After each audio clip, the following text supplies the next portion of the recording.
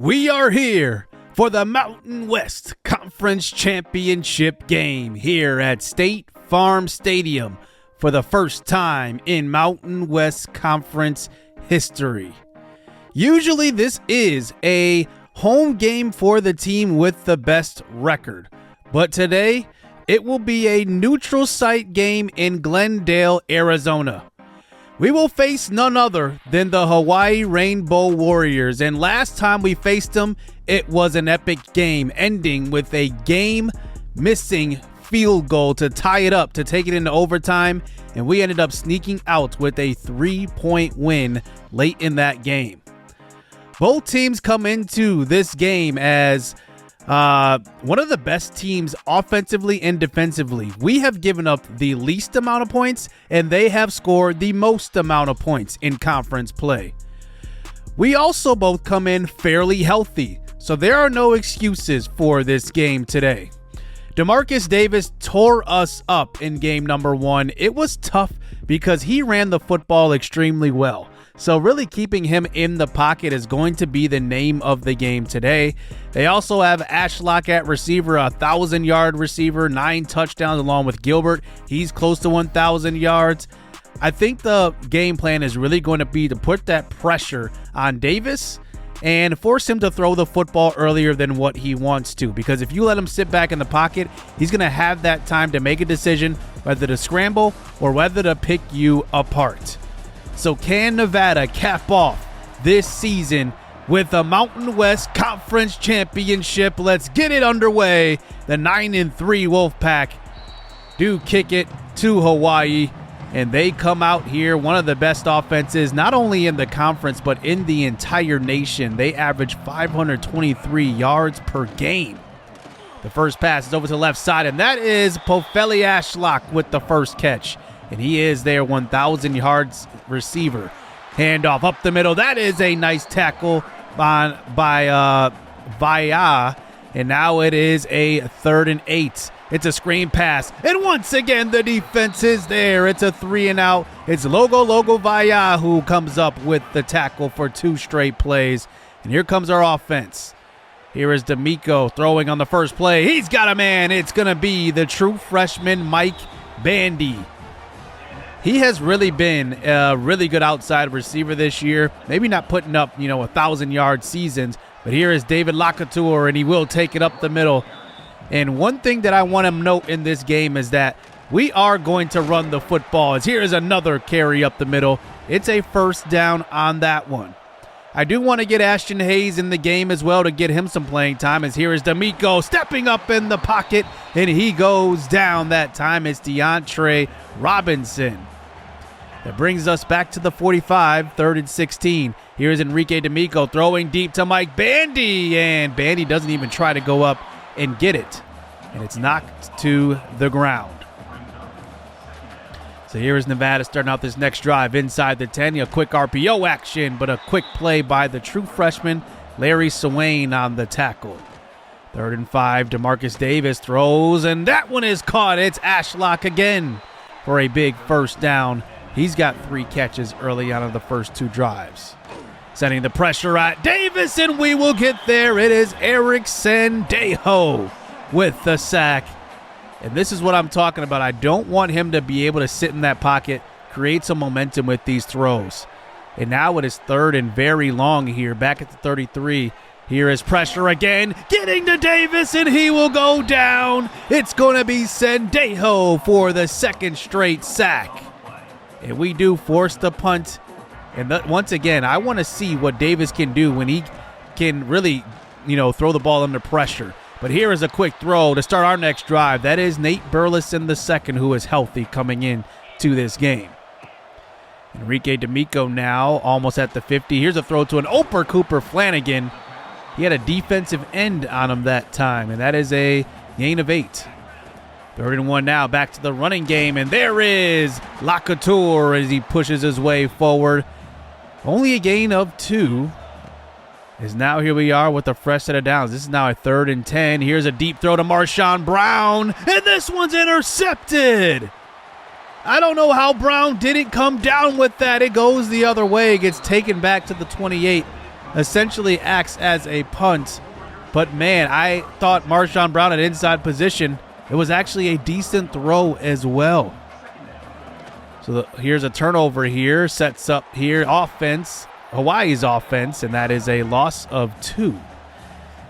Demarcus Davis changing the play at the line, it looks like. It's now a 3rd and 5. Davis throws deep, trying to test Josiah Persinger, and it is knocked to the ground. So 3 early punts here by Hawaii's offense. And here's the run game getting going, and it's a big gain up the middle. Lacouture will get across the 50-yard line. We haven't seen him run like this at all this year.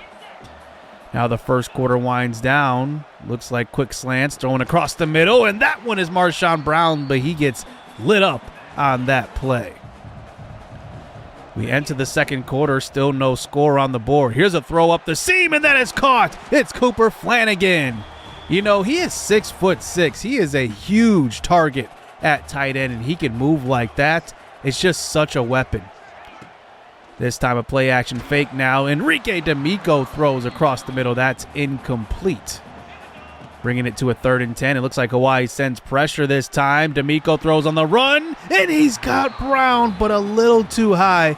And Brown cannot hold on to that pass. We'll bring in Darren Bortles here for the field goal, and he will knock it through. But man, we have still not been able to get in the end zone today. Demarcus Davis now looking to avoid another drive with a punt, and there is a nice throw across the middle. He's got number 85, Oki Salavea, for a first down to about the 42. Looks like a little RPO action, and that's not going to work. Josiah Persinger, he sniffs that one out right away. That brings it to a 3rd and 8. Pressure on Davis, moving in the pocket. He just slings this one into double coverage and knocked away. Larry Swain along with Sion Leolea in coverage that time. So here we go on offense. There's a throw into traffic, and Flanagan gets hit hard, and the ball does get jarred loose. Incomplete. 3rd and 6 now. Here's Damico. He's moving. He's throwing on the run, and he's got Burleson, who has the first down and a little bit more. So now at the 25-yard line here on a 2nd and 10, Damico has a man wide open downfield, and the pressure gets to him. And, man, that play is going to sting because that was a wide-open walk-in touchdown by Ashley. Here's a throw across the middle, and now it's intercepted going the other way. And Hawaii takes over after another INT by Damico. He's been kind of a little bit risky with his throws the last few games. And now Hawaii has the best field position they've had today. At the 30, here's a quick throw across the middle. That one's caught for a first down to Micah Gilbert, who gets hit that time by number 43, Russell Davis II.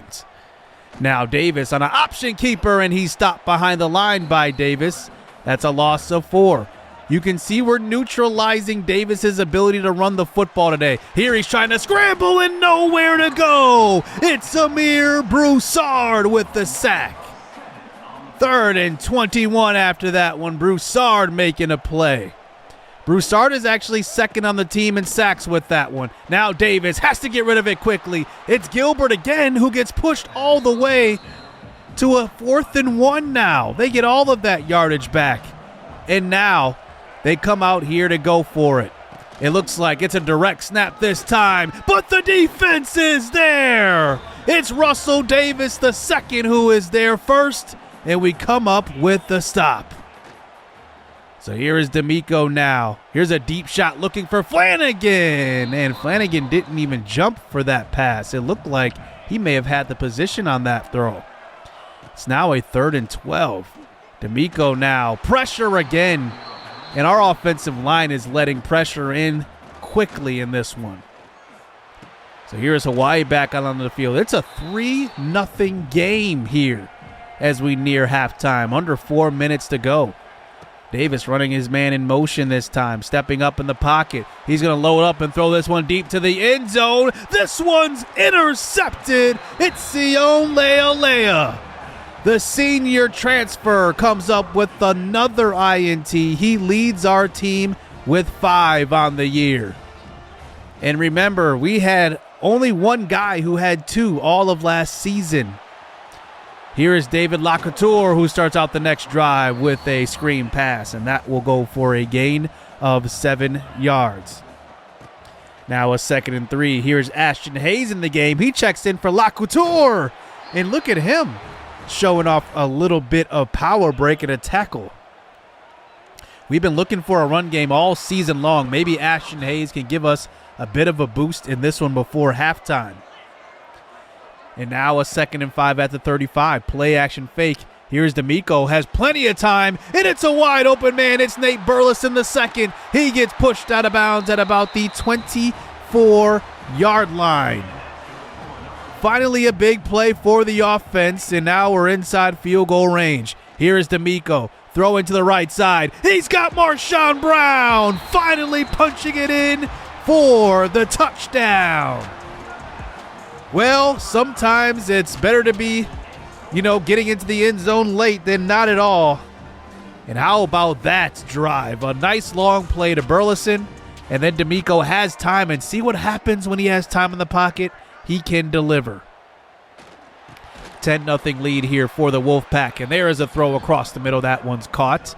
Hawaii does have some time here, all 3 timeouts, about a minute and a half to go. Demarcus Davis throws in, that's intercepted. It's going to be Russell Davis. He has his first INT of the year. Wow, I can't believe it's taken all this time for him to get an interception. He's always in coverage, always making plays, stops behind the line. He has his first INT of the year right there. I'm not sure what I'm not sure what Demarcus Davis saw on that one, but Russell Davis was right in front of him. But here we go now, 1:20 to go. Short field position here for the offense, and Damico completes that one, but only for a gain of 3. It's a 2nd and 7 here. Flag was thrown right away on that play. Here is Damico throwing deep. He's got a man. It's Burleson the second for the score.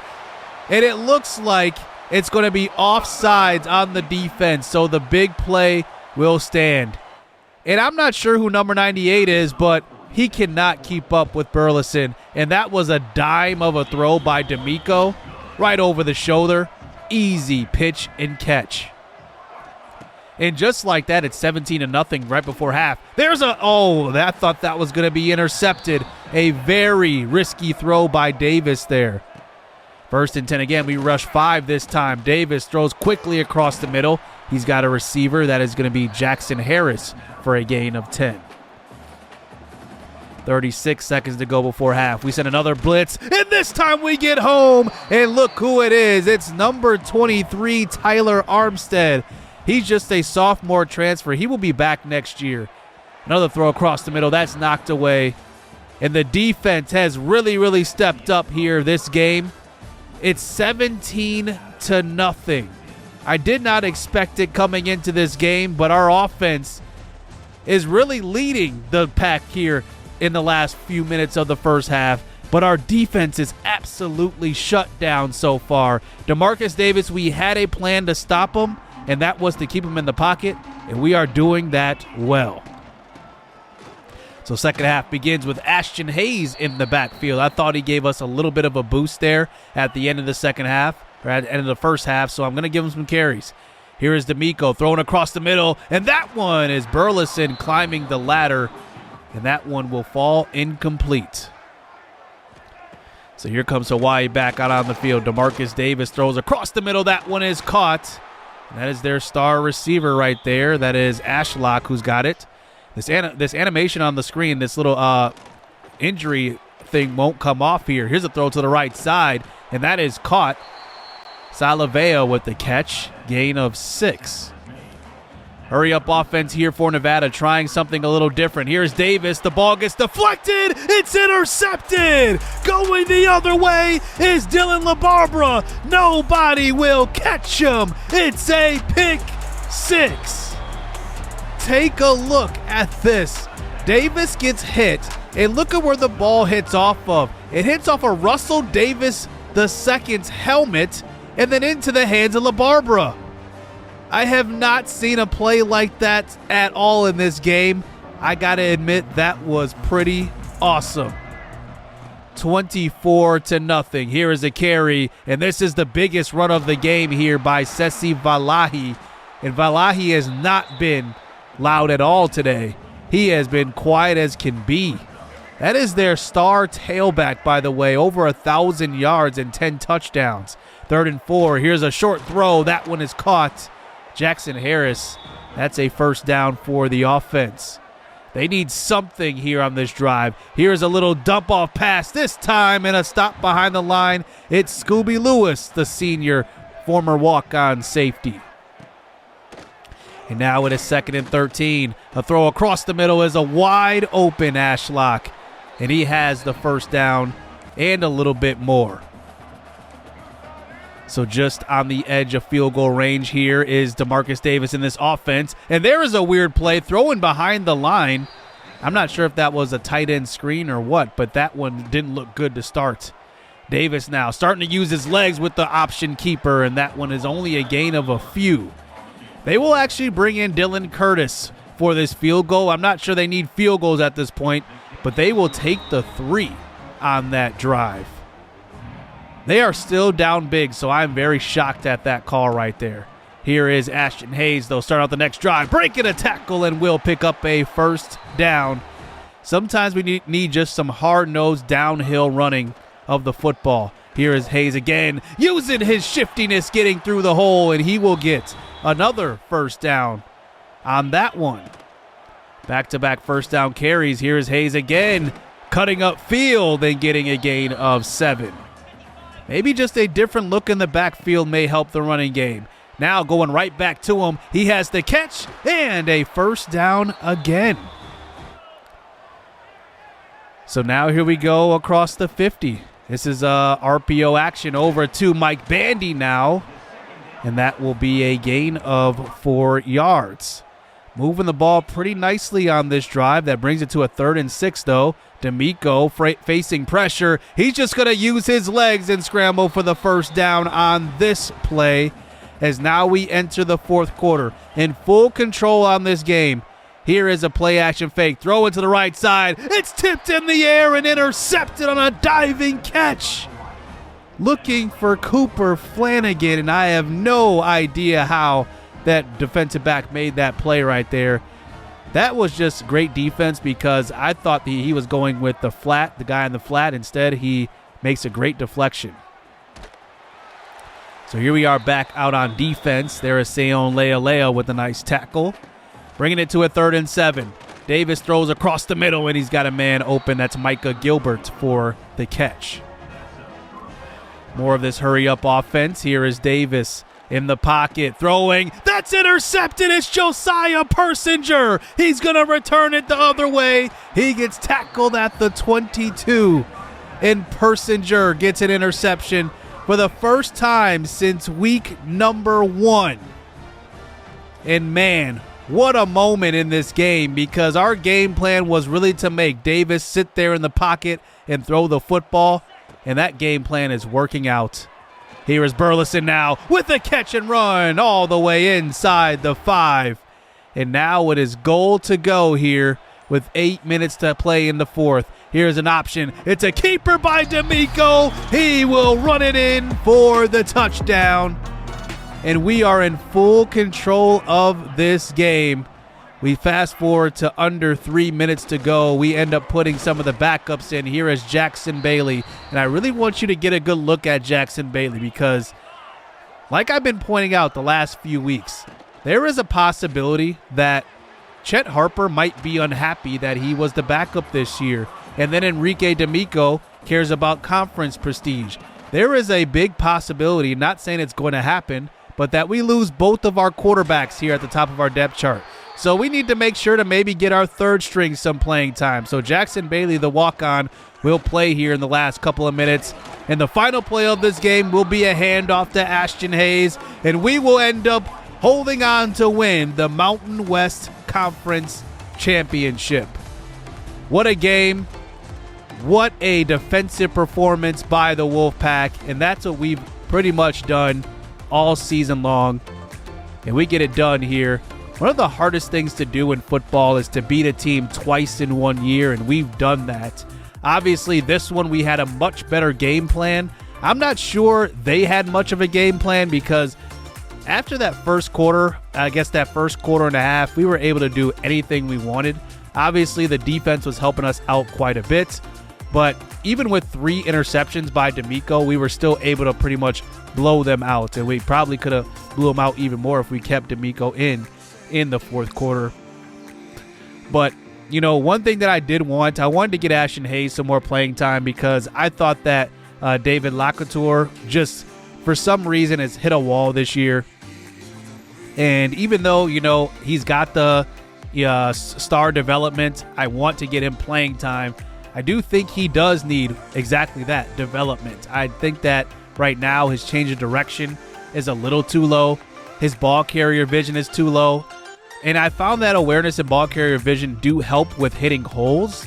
Sometimes they don't hit them as, you know, quickly as you would want them to. And change of direction is really tough because sometimes it feels like if you have a low change of direction running back, they're kind of stuck in the mud. They can't really, like, you know, plant off of one foot and explode. It's really, really slow. So the other conference championships around the country, how about this one? Colorado State enters the Pac-12 and immediately wins the championship. That is very surprising to me because they weren't even really much competitive last year in our conference. So congratulations to them. Kansas ends up defeating Texas Tech in the Big 12 title game. That was an upset across the country. Southern Miss ends up beating Coastal Carolina by 7. How about Georgia beating Florida here 37-34, and that was Florida, as I believe they were the number 4 team going into that game. And then the other ACC and Big Ten championships, those were with top 5 teams facing off against each other. But now we're here at the end of the season, and now players are starting to commit here before going into the offseason. The first one being Titus Saturday, the pocket passer out of Georgia. I'm really excited to see him on campus. Shaq Shaw at running back. I really want to make sure that we recruit 5 or 6 running backs this year. George Petty, who was our second edge rusher on the board as far as rankings goes. I really, really am glad that we have him. And then Jabari Edehegbo was a guy that I had been recruiting late, and he commits after just a few weeks of putting points on him.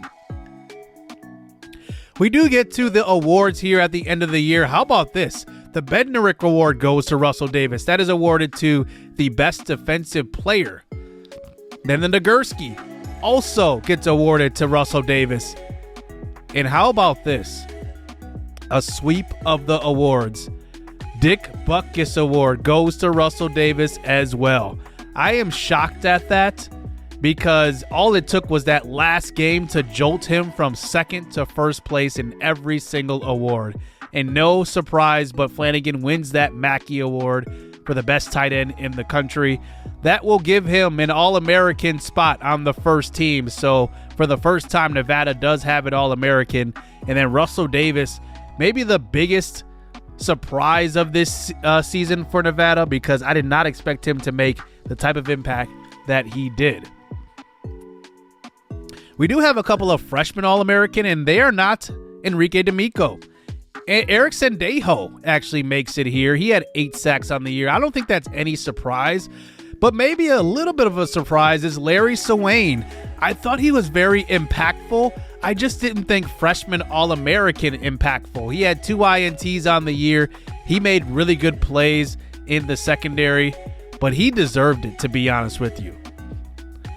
Now, the first team quarterback is Demarcus Davis for the Mountain West Conference. Obviously, Cooper Flanagan will win it.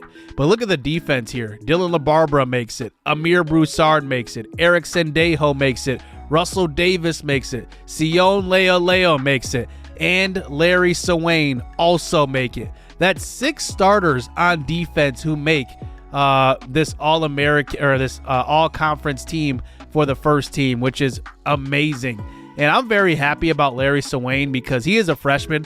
I'm hoping that he gets that dev trait upgrade in the offseason and he can develop a lot quicker than we thought he would. Now, second team, how about this? Enrique Damico does not make first team, but David Lacouture is the only one that makes the second team, which I am very shocked at because how did Enrique Damico not make it?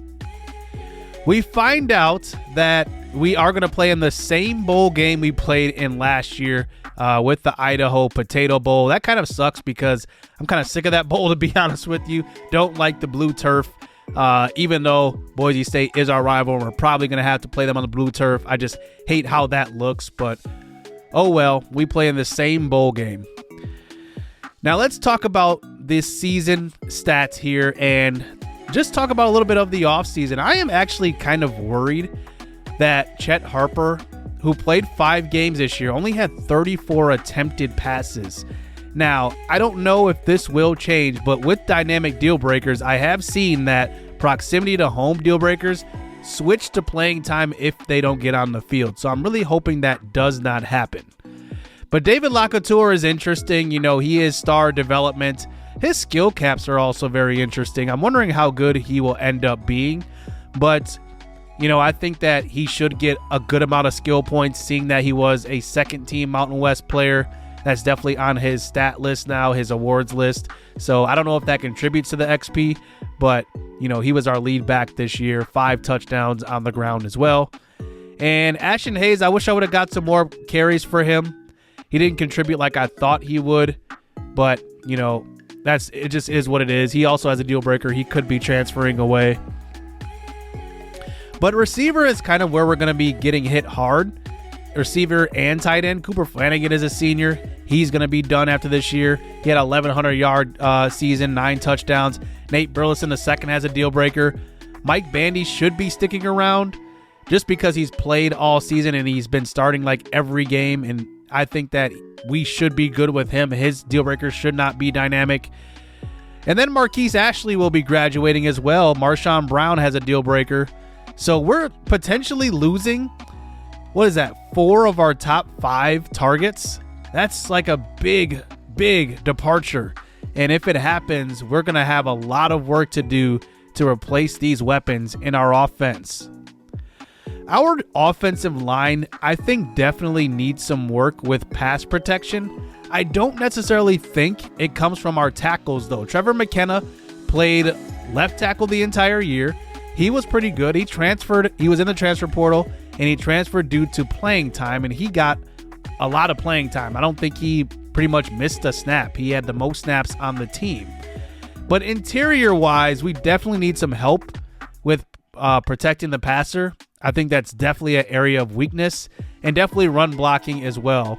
And then Henry Sellards also pretty much played every snap at right tackle. I think that left tackle and right tackle were definitely our biggest strong points on the offensive line.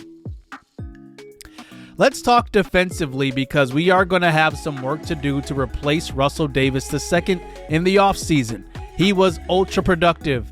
How do you predict that production? He's not even a high overall guy, and he was just super productive, but we only get 1 year out of him. So we really got to find a replacement for him. Marcus Ratcliffe was a starter all year at safety. He did not miss a game. I didn't really feel his impact too much. However, he was a starter and was in pretty much every snap. And then, you know, rushing the passer was definitely like a plus this year. We had a lot of production getting after the quarterback. That actually, I would say, even complements our defensive backs, because I think that the reason why we got so many sacks this year is because our coverage was a lot more improved. And I think that going into next year with Sendejo returning, Broussard returning, our interior pass rush is going to be really good. However, we're going to need to replace Jonathan Maldonado, who has missed the last few games due to an injury, and then Dylan LaBarbera, who was our full-time edge rusher off of the right edge. So we're going to have to replace 2 of our leaders there. I don't know where that production is going to come from, because we also have Russell Davis, who's graduating, Miles Williams, who's graduating. Josh Hopper is more of a run-stopping edge defensive end, so I don't know where this production is going to come from.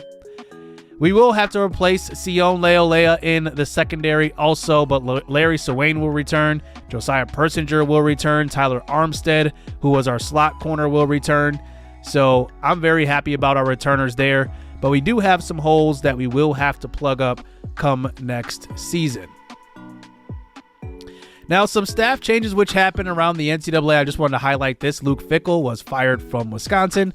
Kalen DeBoer actually got fired from Alabama in the first year, replaced by Dabo Swinney, and then he gets fired immediately from Missouri.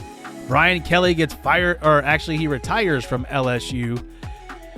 But we'll see what happens in the offseason. We have one more game left, which is our bowl, but we do have the early signing day. And look at this. DeMar Tam, our #1 recruit, local kid out of Reno, star development. It's going to be a lot of fun to play with him. I can't wait to get my hands on him, 6'5" and can move like this. It's just going to be a pretty unstoppable tandem, whoever's throwing him the football. We also find out George Petty, who is our second edge rusher on the board, actually our third edge rusher on the board. He actually is star development too, and we don't even have anything scouted on him. So we will have to wait until the offseason to see how good he really is, but I am very excited about George Petty. We also find out Gregory Malik, who we missed out on in recruiting. He was also star. So we literally had 3 star development players that were 3 stars, but then we add a 4th in John Helm. I'm actually pretty disappointed here because I did not go hard after John Helm. If I would have known he was star dev, I probably would have, obviously, but hindsight is always 20/20. So for the final game here in Bowl Week, I'm going to try to get some playing time to some guys going into next year that need it, and really try to retain some guys going into the transfer portal because I don't want guys to leave, so maybe getting them one last game of playing time will benefit them and maybe convince them to stay. So that's going to do it for the regular season. One more game left here in Season 2. Can't wait to get into that one. Hit subscribe, hit that like button. Hope you guys enjoyed this season, but one more to go. Stay tuned. Let's get it. Let's go.